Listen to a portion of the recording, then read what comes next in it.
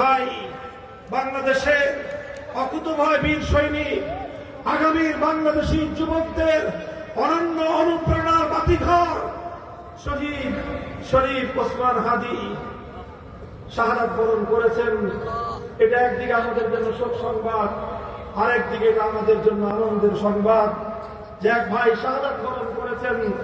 যে জাতি শাহাদাত বরণ করতে শিখে, যে জাতির যুবকেরা দেশের জন্য, জাতির জন্য, সত্যের জন্য, ইনসাফের জন্য জীবন দিতে শেখে, সেই জাতিকে পৃথিবীর কোন শক্তি দাবায় রাখতে পারে না।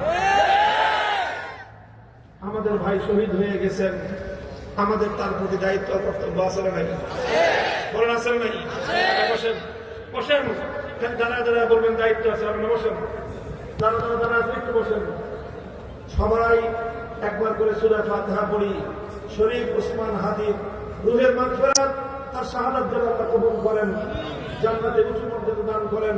তার শোক সন্তপ্ত পরিবার পরিজন, তার মাসুম বাচ্চার যে দায়িত্ব যেন আল্লাহ নিজে গ্রহণ করেন। একবার সূরা ফাতিহা পড়বেন, 3 বার সূরা ইখলাস পড়বেন।